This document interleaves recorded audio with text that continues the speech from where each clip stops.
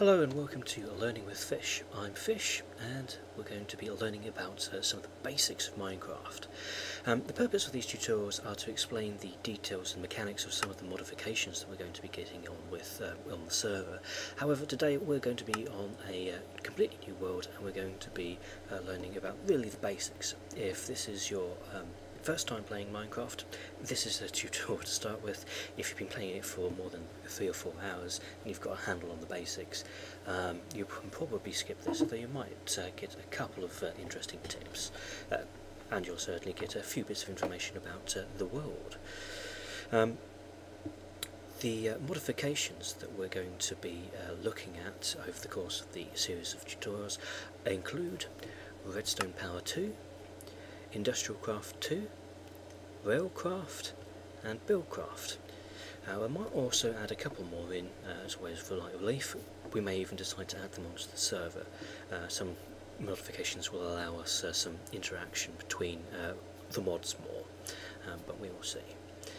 And any second now we will have ourselves a brand new world which we'll be returning to over the course of the series, so you'll be able to see how I'm progressing as we go there.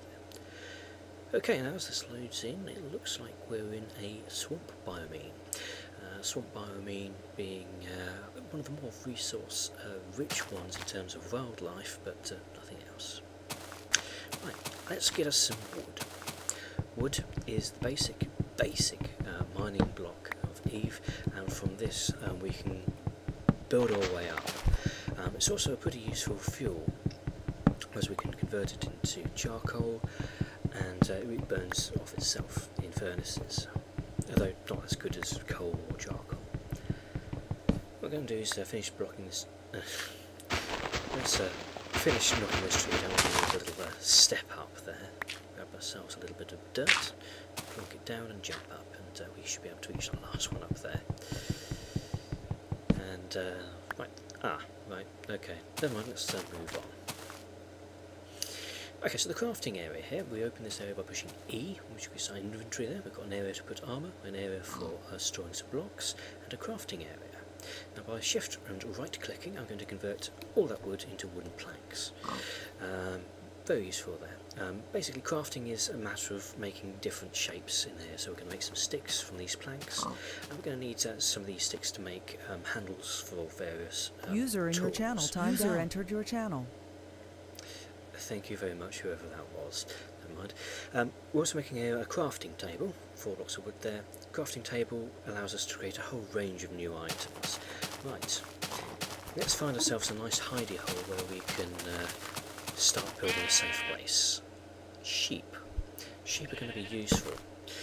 Wool we can use to make bed, we can also use it to dye to make pretty things. I'm more interested in making a bed because it will allow us to sleep through the night and basically move on to the next day without having to stay through it and, if necessary, fighting the mobs.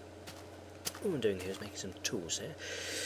An axe to cut down trees, a sword to kill animals, a pickaxe to break stone blocks, and a shovel to shovel up dirt and sand and things like that. Right, let's get some sheep.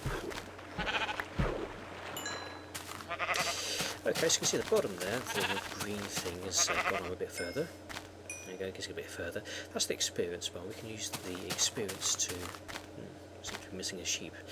Anyway, we can use the experience to imbue items with... sheep. There we go. Annoying. Mind you, I am trying to murder them, so... fair enough. Yeah, we can use them to imbue various... items with enchantments, but that's later on. Okay, this is looking like a pretty safe place to start making a hidey hole, so let's make ourselves a hole. By making an enclosed space, we can keep the mobs away from us, and that will be fairly important. By using this wooden pickaxe, these items are actually dropping. Now, this stuff here on the wall, that looks like copper to me. Copper is one of the modified ores for both Redstone Power 2 and Industrial Craft. It's used in a whole manner of things, but we'll be getting onto that at a later stage. It's also a fairly common ore, so you'll probably hopefully see as we continue to mine out. Right, this looks like a pretty good place to have a starting point. Right, let's make ourselves a bed, which we can plonk down a bit later on. And let's... we don't have enough cobblestone there, so we're going to have to mine a bit more. What we're going to be building next is a furnace. A furnace is the first industrial sort of tool which we can use to smelt ores into ingots, which we can then use to create things like iron armour and iron tools. Wood tools, they don't last very long, as you can see at the bottom of the screen there. The durability of the items is slowly going down. Eventually they'll break. Grab some more wood as well, because well, you can never have too much wood.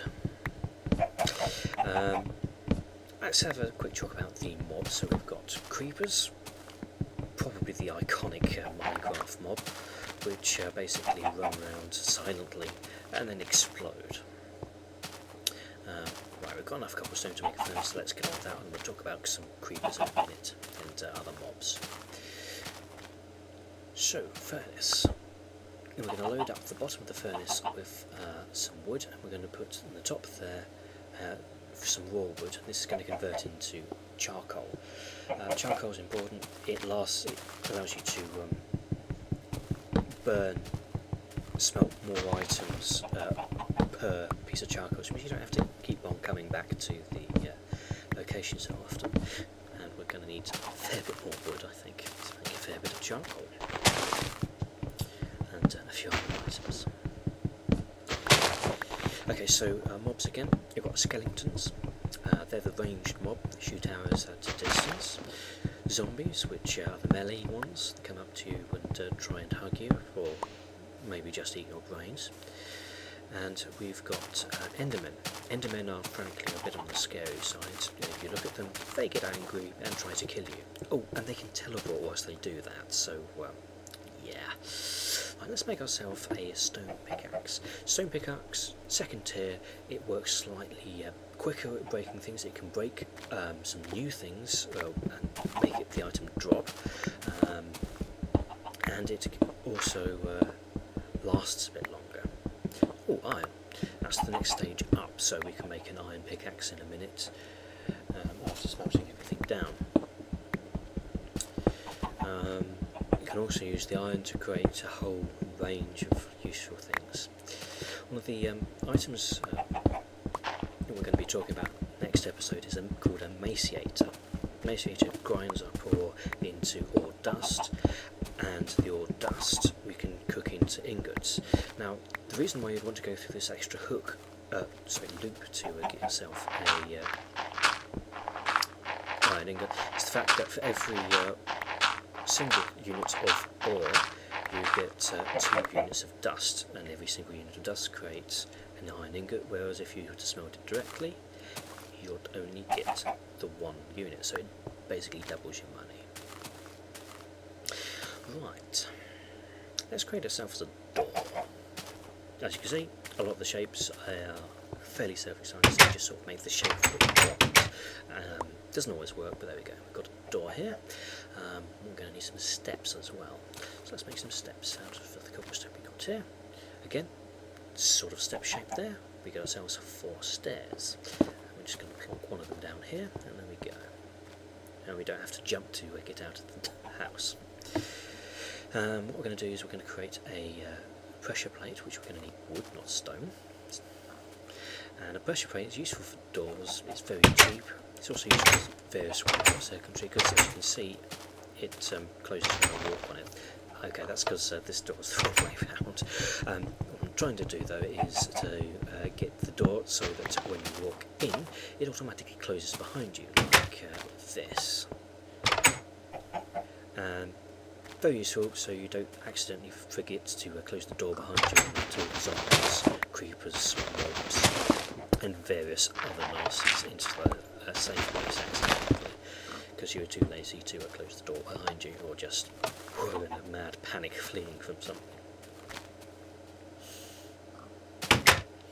So there we go, we have ourselves a nice automatic closing door, which will help keep us safe from the mobs. What we're going to do is tidy this place up a little bit, I think. And yeah, we can move on. So this is going to keep us fairly safe. We could do with some... Right, we've got 6 units of charcoal there, so we can do some torches in a minute. But, I'm not quite finished with making this area a little bit nicer to stay.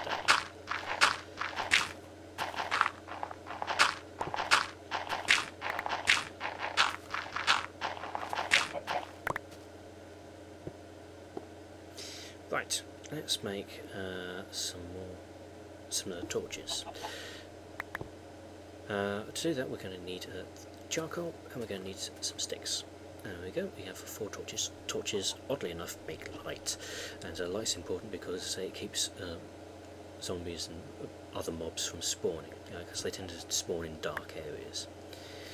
What I'm going to do is going to plonk down a few of these torches, and as you can see, lighten up this area a bit, so it's a bit safer.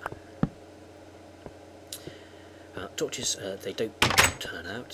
Oh, look at that, just in time because the sun's going down. Right.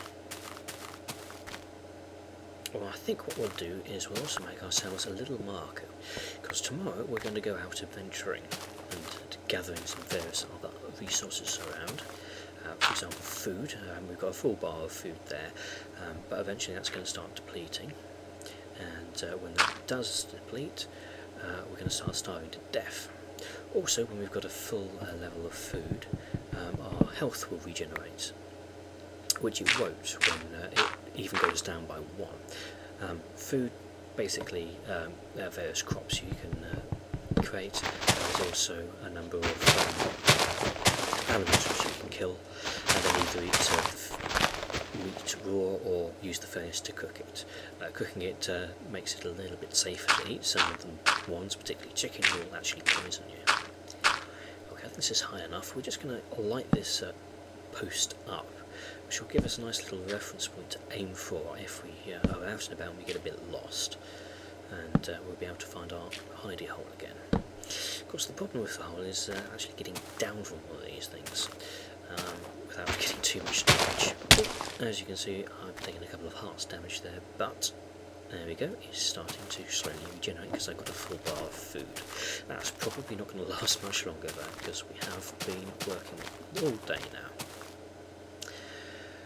Right, let's make a few more torches to light up the outside, and let's place a nice little area to put a bed.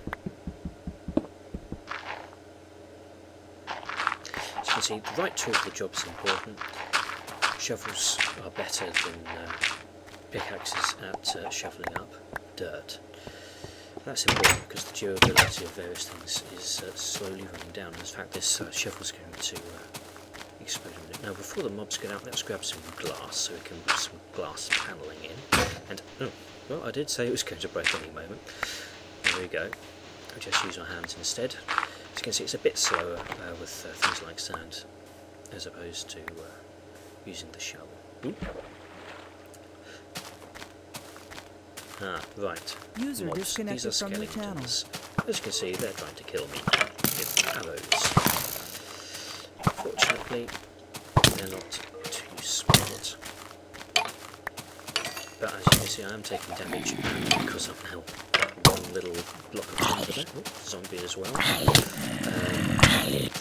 It's going to be somewhat serious because I can't regenerate that health unless I have some food.